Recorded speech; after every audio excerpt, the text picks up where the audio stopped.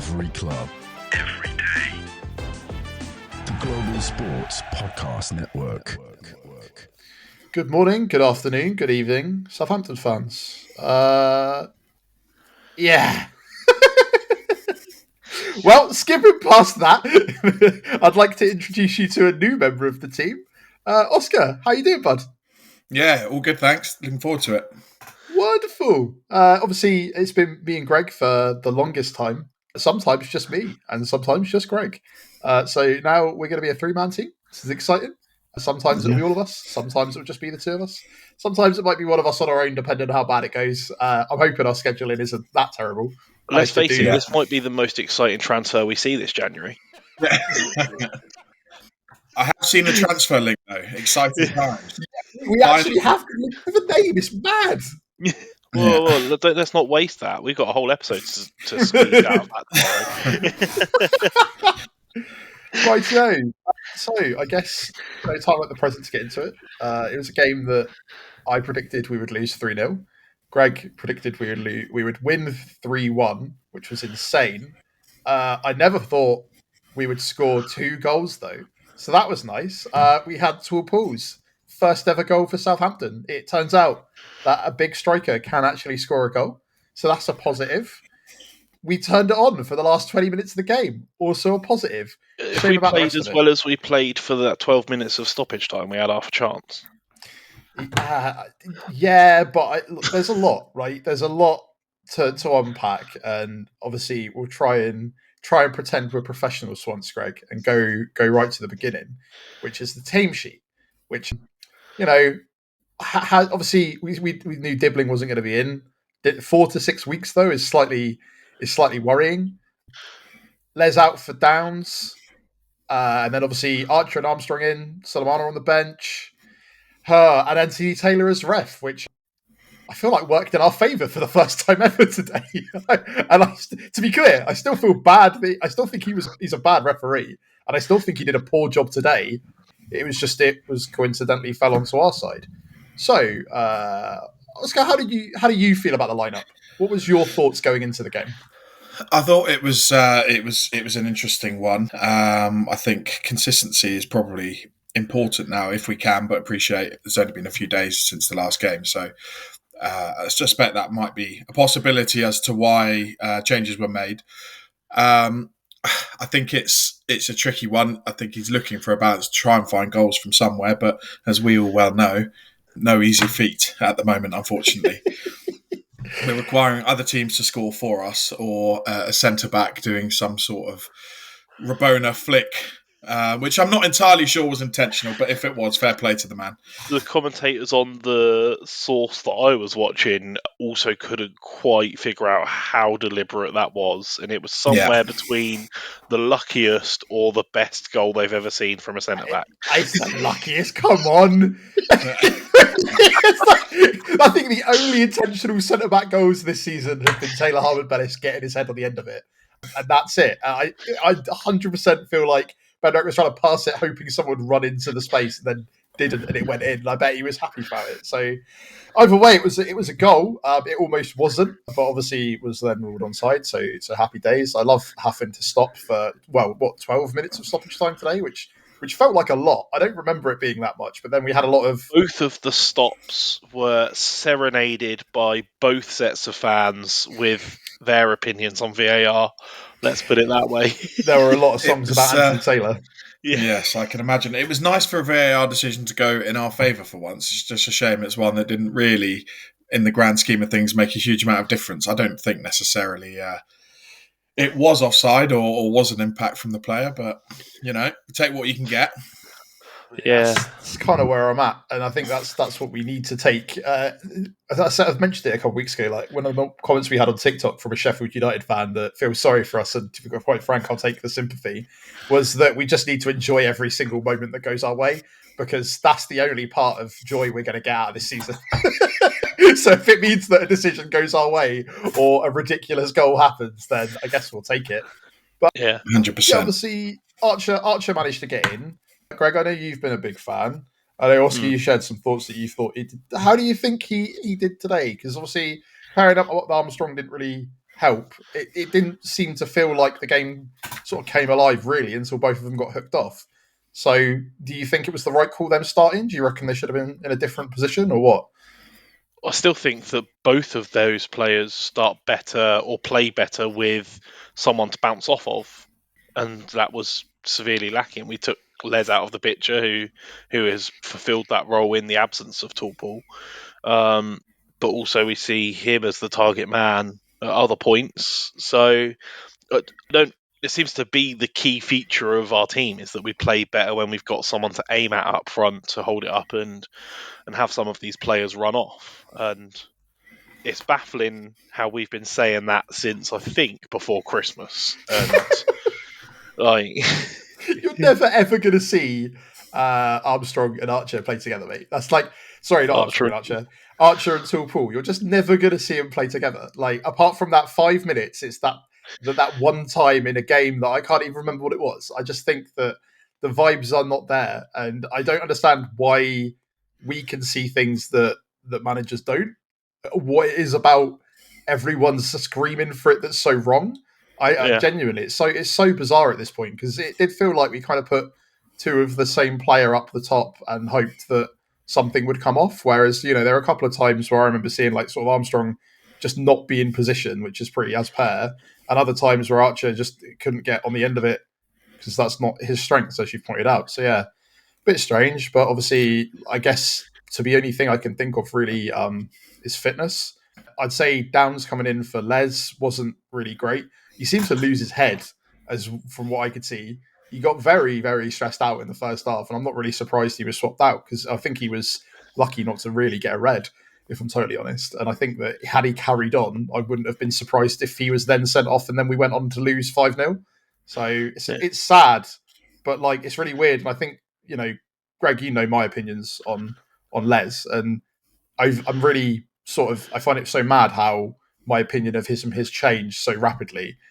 But I guess I agree with him, where he's like, well, now I have a manager that believes in me, and I'm like, ooh, it's a bit sharp. Do you think that criticism? It goes back to my opinions on philosophies in football and the damage it could have on players, right? Like, he's so busy worrying that he's going to get told off for making too much of a dribble or not releasing the ball soon enough that, you've got to get out of your own head to play football naturally sometimes, and he's being given the freedom to do that, and Downs is struggling without the system, it seems. So it's an interesting one for sure. Do we think that it's the obviously? The only thing that I can think that happened was rotation due to fitness, because obviously they came on later on. But like, also, do you think that we have players that should be able to play 3 games a week? Like, Oscar, where are you at? Because obviously coming into the podcast kind of new, but as I can tell that you're a long-term suffering Saints fan like the rest of us. So like, you said it was extremely important, like, to have that level of consistency and like the same, we almost had like for like for 2 games in a row, and then it seems to have changed again today. And you can see the damage it did in the first half, 3-0 down by, 100%, and I think again, much like other games, admittedly, slightly stronger second half performance. But if the game's gotten 3-0 down, the game's done. So for me, if they're fit enough to come and do that, get them starting, and then get yourself a foothold in the game, and then see where you can go from there. Downs is an interesting one, because obviously I think he was pivotal to us last year. I think when he was out, we really missed him. Is that to do with the system? Is it to do with the level he's at the moment? Could he play alongside Okachukwu? Something I wouldn't mind seeing. Obviously, appreciate we want to try and get some level of consistency, but maybe the two of them could work well together. I understand rotation, and I think with certain players, Dibbling maybe. Obviously, you don't really want to have to rely on him. We sort of have had to so far. Do these injuries happen? I know it was an impact injury, but do they happen if we can give him a bit of a break? I understand the young players maybe need a little bit more, but Sulemana's can't really class a young player anymore. Maybe the logic is tired legs. I couldn't possibly tell you, but yes, you'd like to think they'd be able to play a few games in a week. They some of them could last year, and they're going to have to again next year. So I'm just throwing it out there. They're also paid quite a lot of money to do it. Well, I think it's a hard balance to strike, though, right? Between they should definitely be able to play that many games, and you look at players like Sulemana, whose entire game is being leggier and faster than the opponents, and he hasn't played 90 minutes since I can't even remember when, in like 2 or 3 games consistently. So to come in and try and do 3 games in a week can't be an easy task. No, but it's. I know that we got to go to skip to a break at some point, but quickly, like you look at some of the Forest players' desire to stay on the pitch, regardless of the fact that they probably should have been taken off, and sort of we don't really. I haven't really seen, other than potentially Sulemana, any of our players really kick up much of a fuss when they've been taken off. And even then, it was because it was only 15 minutes in. Yeah. I think it comes down to character, and at the minute, my question would be, how much character do we have in the squad? That the only one that shows a huge amount is Jack Stevens, and he obviously shows probably a bit too much at times. So maybe that's why Martin insisted on him being in all the time, because he shows that character and desire, something I would have hoped to see from Downs, but or other players to step up and show it. Ramsdale can, but yeah, where's the character is what I'd be asking. Rightio. So that brings us sort of as our usual pre-match waffle. We'll get on to the first half after a word from our partners at Zencastr. Yeah, so here at the Global Sports Podcast Network, we spent a lot of time selecting our delivery platform, and Zencastr came out the clear winner. With 4K video recording from your phone and AI editing that automatically removes all those ums and ahs, it's super easy to start a podcast that sounds great and is delivered efficiently. If you're ready to tell your story, check out the link in the show description to learn more about Zencastr.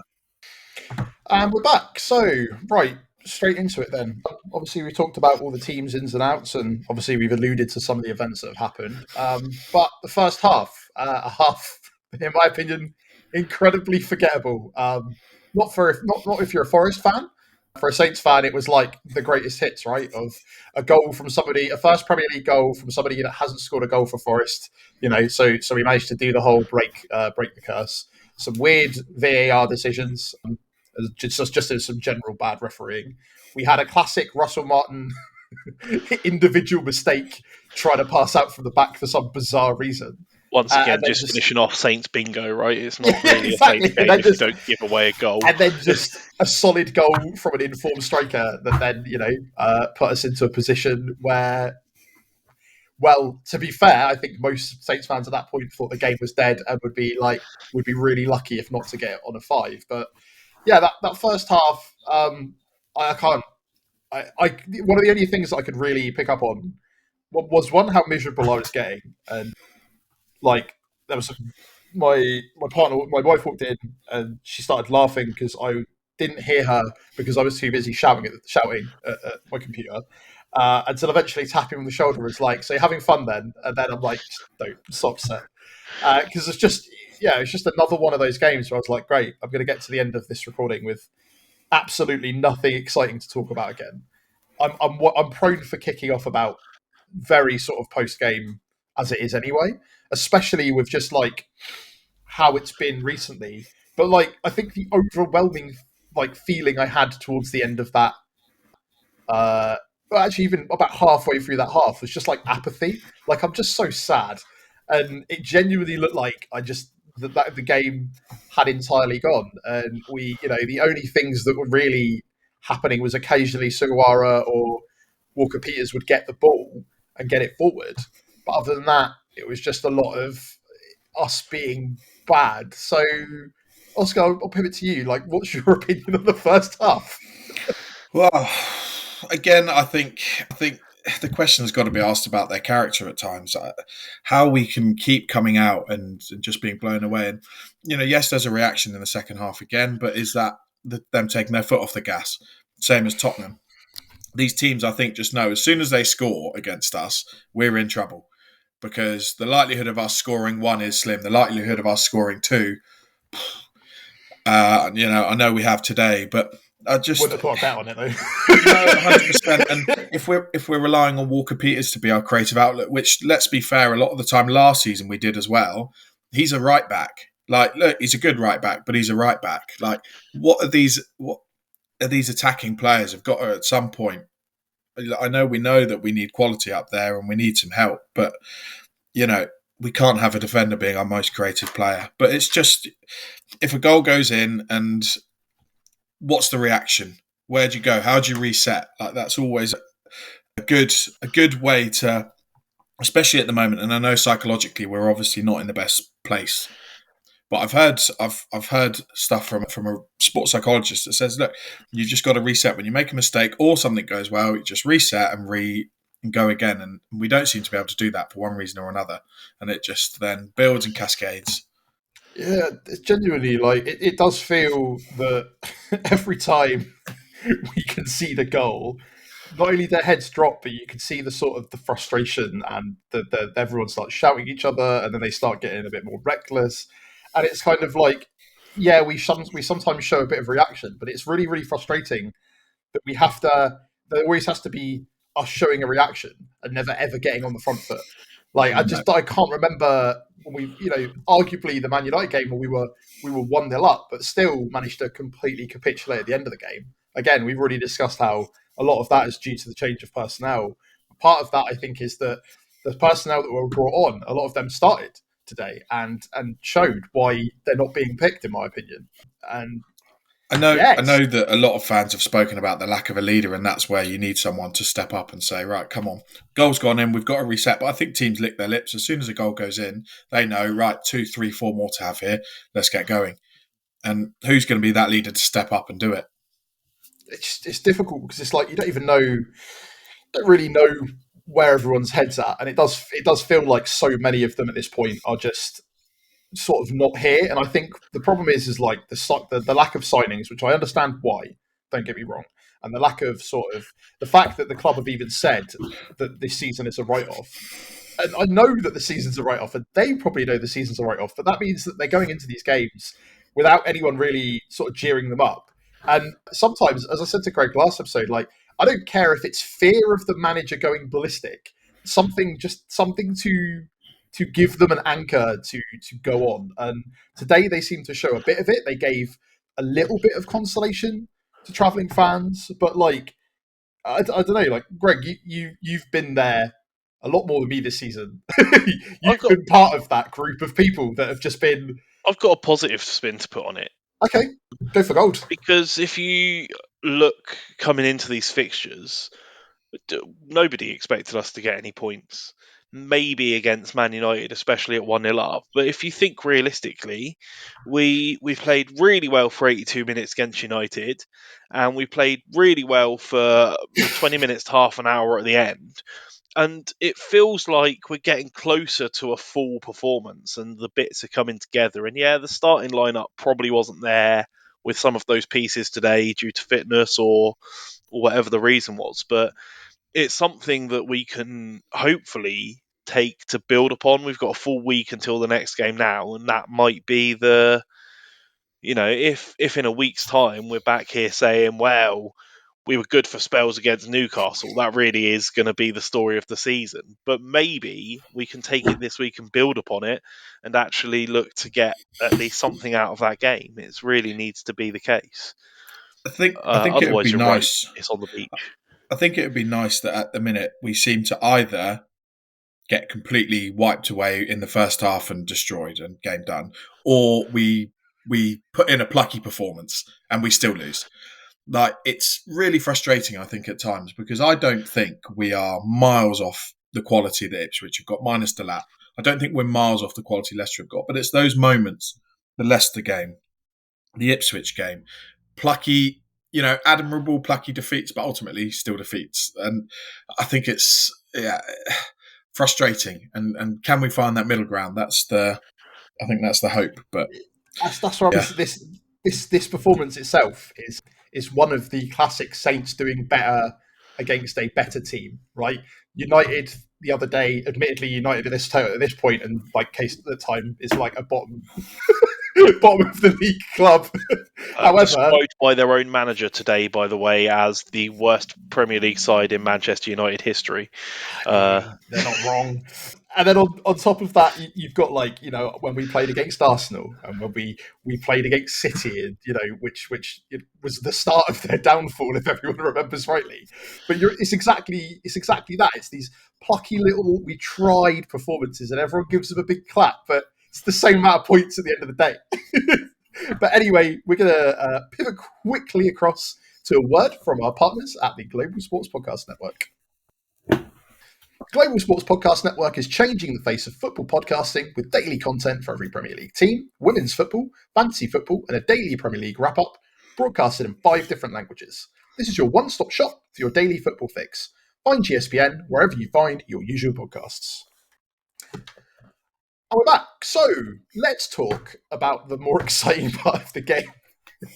We actually scored 2 goals, and we finally had a goal from Paul Nuachu. Greg, how are you feeling? It finally happened. Mate, it's exciting, although I have to say that he's given up the goal and dedicated it purely to the fans that supported him. He came out in the post-match and said, look, I hope more than anyone that this is the goal that fills him with confidence and he goes on to score 35 goals for us in the rest of the season. Absolutely, would love to see it. Do I think that's going to be the case? Probably not. But it was a really good header. And what more can you say? It was a good goal. It wasn't like he tripped over and kicked it in the net. It was a solid header from a good delivery. And we actually scored a goal from a corner on our own without Man United handling it in the net for us. I think we're still short bottom of that league of scored from corners, but we're not 0 anymore in 2 games. It's crazy. 2 in 2 games. That is unbelievable improvement. What more can you say?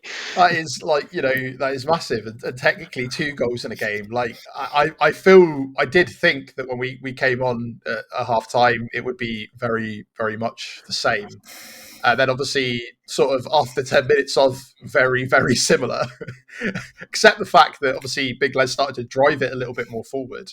Obviously, then we had the triple substitution: Onuachu, Sulemana, Manning all on, Archer, Armstrong, and Sugawara off. Kyle Walker-Peters moved across, and then obviously things started to happen. Obviously, Bedrex scored that weird goal that. Who knows if he intended it or not? I'm sure he'll say it was deliberate. Sure. Chris Gas. we had overwhelming negativity at VAR and Anthony Taylor as pair. And obviously, we will touch on the small negative and whether or not we believe this was a goal. But the absolute howler that Ramsdale had of looking like he basically chucked the ball back into the net that was luckily ruled out as disallowed, because I feel like if we had scored that and it had been disallowed, we would have probably also been mad, and we have had similar situations. But again, it's the curse of Anthony Taylor not being that great, right? I'm sure, as Greg knows, he has lots of opinions on Anthony Taylor. How do you feel about the howler, Greg? Yeah, I mean, I'm in 2 minds of it, because in my opinion, you can't give that as offside. It's a joke. But also, I said exactly the same thing earlier in the season when it happened against us and was given offside and was a joke. So it kind of feels like it's the scales balancing, but also it's not a world I want to live in where things like that are given offside routinely, because it's the most ridiculous thing. I mean, the fact that it was preventing, of all people, Ohonachu getting to the ball first, I think says it all, really. Are your opinions pretty much the same on that, Oscar, or anything different? Yeah, I think so. I mean, again, it's irritating that R1 cost us 2 points. This is essentially an irrelevance. It would have made it 4, right? Maybe not as pleasant, but But I agree. I mean, it does get a little bit silly. I think, to be fair to Ramsdale, obviously we know he's had a good season and he's parachuted into a pretty sticky situation. So if you face enough shots, eventually it's going to happen. You're going to make a mistake, and he has been fairly bombarded, and he's kept us in quite a few games this season. So it's just one of those, I think, a momentary lapse in concentration. There's not much point in absolutely pelting him for it. And ultimately, at the end of the day, he got away with it. So, it is what it is. It is what it is unfortunately, I think he'll be the tagline most of this. Thanking the linesman. Yeah, thanking the very, linesman. very much so. What is briefly worth touching on, right, is as we went into stoppage time, maybe it's just the hopeless optimism in me, but it really felt like we might get an equaliser, and it might be the first time I've genuinely felt that. It did. It genuinely did, and to be fair, mate, we would have had Bedrick's had not been cleared off of the line by a matter of inches. Like in my NFL side of my life, I'm a Kansas City Chiefs fan, as much as everybody hates me for that. And there are a couple of games won by a toe, and it feels like that was another game that was really won by literally a toe, right? Yeah, we could have potentially got something out of it. As poor as we've been this season, yeah, those fine margins have killed us, and ultimately we haven't had the luck either. I know we've been poor. I know we've really not helped ourselves at times, but there are so many games. Like I have friends saying, "Oh wow, you're like the worst team in Premier League history." I honestly don't think that's the case. I'd love to see a match-up between us and that Derby team, or even Sheffield last year, but it's just one thing's led to another, and it's those little fine margins have absolutely killed us. I feel like it's the instant that a Premier League badge is put on their arms that suddenly they panic, and that's when we kind of just fall apart, because we've been all right in some of the cups this year. Swansea, I kind of half expected us to go in and just lose. I'm not going to lie.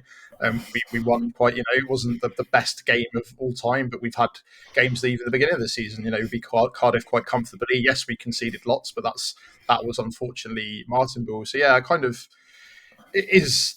I think it's difficult to not feel that way, just with the way that that it's been, and like the atmosphere around the club in general. It's hard to be positive and maybe look at it as objectively as you are. And I'm glad we have someone that can do that, because usually it's absolute blind delusion and optimism from Greg that we're going to somehow score 3 times, or with me it's predicting we're going to lose every single game. Maybe to make myself feel better. I think for the record, I think I thought it was going to be another game similar to Tottenham and Brentford with that counter attack. Hey, I'm happy to be proven wrong. I mean, it really felt that way when driving home, the buzzing of the notifications came through. It's like, oh, there's one. Oh, there's another. 2.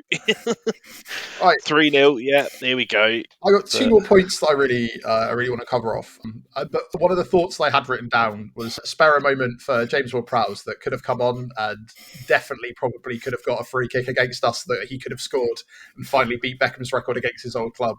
I just feel really sad that he is on loan from another Premier League club, sat on the bench, and is one of unused subs out of 5 subs that were used. I don't know, mate. Would you rather bench warm for the team in second, or be the mainstay of a team in 20th, gonna probably break the record for the worst team in Premier League history? What if though, Greg? He was here and he'd scored some free kicks. We weren't bottom, because that's didn't work last relegation, did it? Don't know what delusion I'm living in. We'd still be bottom, but we might have 8 points. Yeah, there you go. Maybe. You're right.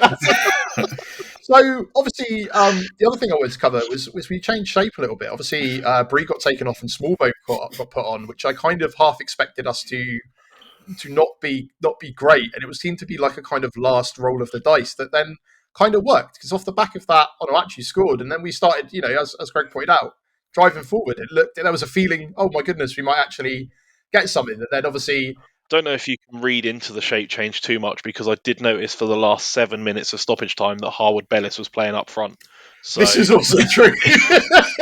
But I think that it's just the general attacking intent, which is something that me and you have talked about, Greg, that under Martin would be like, trust the process. And it's like, mate, it's 93 minutes and you're passing it back like you think you've got another 3 minutes to score a goal. Yeah. Like there seemed to be genuine attempts and tries, and like we were chucking balls in left, right, and centre, and they didn't really go anywhere. But the fact that obviously, I think that once that ball was cleared off the line, there was then sort of a little bit of panic, and then just keep chucking it in there, right? And Ukachukwu got carded because he had some scraps here and there.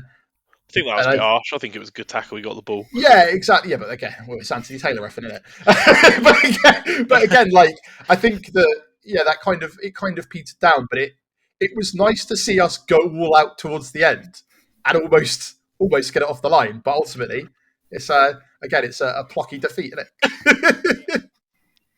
Right, is it sometimes if you've got someone like Onuachu, is it sometimes is that sometimes a way to start in an away game? Try and disrupt them a little bit, especially a team doing well like Forest. That, let's be honest, not much has worked so far. So, give it a go.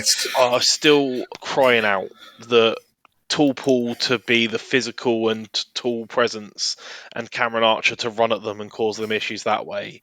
It just feels like such an obvious answer. It does. So we yeah, I haven't do seen agree. Yet. Are we ever going to see it though? Maybe next game. Maybe. Or do you think, well, the alternative is, I reckon you could see you could end up seeing Sulemana and Onuachu up top again. And that might be a nuisance. That might be explosive. Sulemana charges it. I don't know where suddenly he's got this burst of energy again. Like, I'm really hoping that it remains after the transfer window slams shut and he's not on loan or out of the club. It's not one of the Che Adams runs of goal scoring form just in January. Well, similar sort of vibes. Finally got his move to his level, didn't he? And he seems to be having a whale of a time over at Torino. So, any final thoughts from you today, Oscar? I think it's, again, like for me, you might as well build on the positives because there's so many negatives as it is. Take the second half. We've won the second half 2-0. Come on to the next one. Build on it. Newcastle at home next. Let's give Brent Brereton Diaz one more game just to wind them up a little bit. And then maybe see if we can get one more sent off. Yeah. Greg, anything from you? I fully agree. You've got to take the positives of that final close out and hope that mentality and belief can stick with the team and go on to something good. And hope that the wounded dog of Newcastle next week don't come with a point to prove and absolutely demolish us. I'm not saying Captain Isaac now, but it might work out in your favour. Well, it's been a pleasure. Look at the three of us having a good time. I've had a whale of a time today, despite the fact that the result, in my opinion, my obviously prediction was 3-0. I expected it to go significantly worse than it did. Whether it meant that, whether the second half reaction means anything or not, we'll see. But at least we had that moment, because who knows what the rest of the season will be like. And with that, Saints fans, we will bid you farewell. We will be back tomorrow with more transfer news. We've got a whole one thing lined up and probably some potential outgoings. So that'll be fun. Anyone that's listened knows that somehow me and Greg will drag that out into a 45-minute conversation. And that's everything. So like us all on the social media, we're all over Twitter, Instagram, YouTube, TikTok. Apologies, American viewers. And yeah, that'll be it. Thanks very much, everyone. Goodbye. Every club, every day. The Global Sports Podcast Network.